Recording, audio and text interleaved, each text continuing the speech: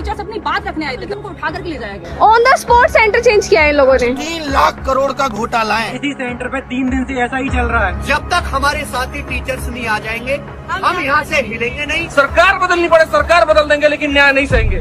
नमस्कार दोस्तों, आज की इस वीडियो में मैं एक आम व्यक्ति या फिर एक बेरोजगार व्यक्ति के बारे में बात करना चाहूंगा जो देश के दूर दराज इलाकों से अपने परिवार से दूर दिल्ली जैसे बड़े शहर में कोचिंग के लिए आते हैं और ये सपना देखते हैं कि एक दिन उनकी भी एक सरकारी नौकरी लगेगी।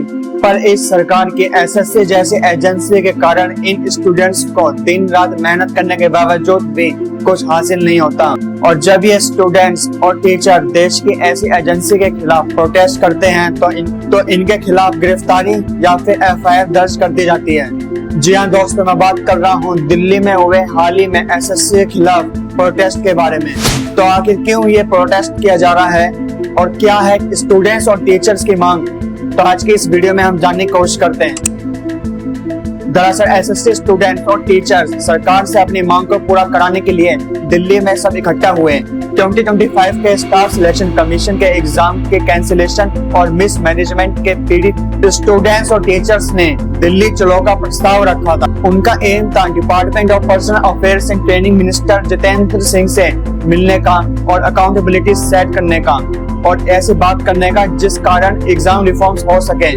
पर जो स्टूडेंट सरकारी नौकरी करना चाहते हैं वो शायद सरकार के इस रवैये से अनजान थे, क्योंकि जब वे डीओपीटी के ऑफिस के आसपास थे तो पुलिस ने उनको किसी मंत्री से मिलने तक नहीं दिया और कोई बातचीत नहीं हुई।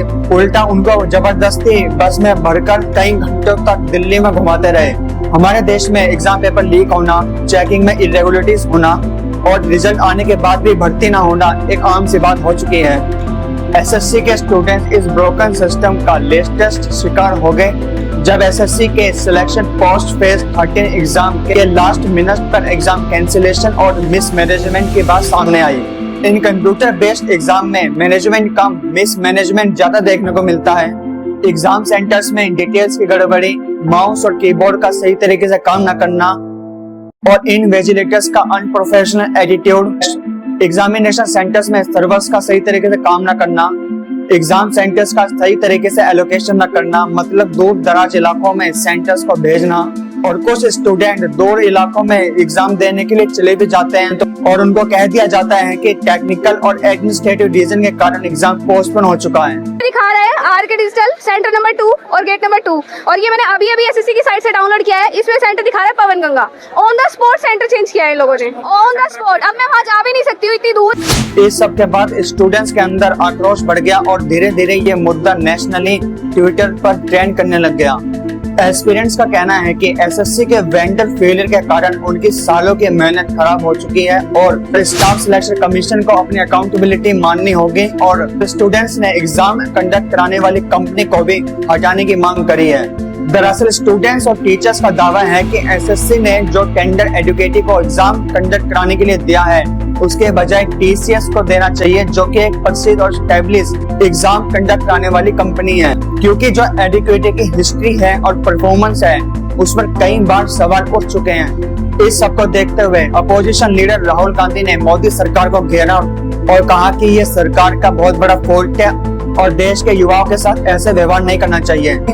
पर सरकार को इस पर क्यों कोसा जा रहा है? एक्चुअली न्यूज लॉन्ड्री रिपोर्ट के अनुसार एडुकेटी कंपनी को कई सालों से एग्जाम पेपर लीक और चीटिंग के केसेस जैसे आरोप लगते आए हैं और 2020 में एडुकेटिव टेक्नोलॉजीज पर central directorate general of training ने खुद इसको इनएलिजिबल डिक्लेयर किया है कंप्यूटर बेस्ड टेस्ट को कराने को लेकर। और इस सब के बावजूद भी एडुकेटिव टेक्नोलॉजीज को काम मिलता रहा और घपले चलते रहे। कुछ के बात करूं तो मार्च 2022 में एजुकेटी को Madhya Pradesh teacher eligibility test से एक कॉन्ट्रैक्ट मिला जिसने उसको सब कॉन्ट्रैक्ट कर दिया Rajasthan based Sai commission private limited commission को, जो ये पेपर बाद में लीक हो जाता है और सोशल मीडिया पर काफी वायरल हुआ। एक इंसिडेंट की बात करूं तो मार्च 2022 में नेशनल टेस्टिंग एजेंसी एनटीए ने खुद एडुकेटी को कंप्यूटर बेस्ड टेस्ट कराने के लिए हायर किया था। सवाल यही उठता है कि क्या हुआ मोदी सरकार के कहने का कि करप्शन फ्री कर देंगे देश को, ट्रांसपेरेंसी को बढ़ा दिया जाएगा और जीरो टॉलरेंस को किया जाएगा। क्या स्टूडेंट्स और यूथ का फ्यूचर आज के समय एक मजाक ही बन के रह चुका है?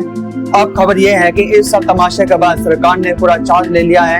अपकमिंग एसएससी एग्जाम को लेकर एडिशनल ओवरसाइट टीम डिप्लॉय की गई है। प्रोटोकॉल्स को स्ट्रीमलाइन किया जाएगा।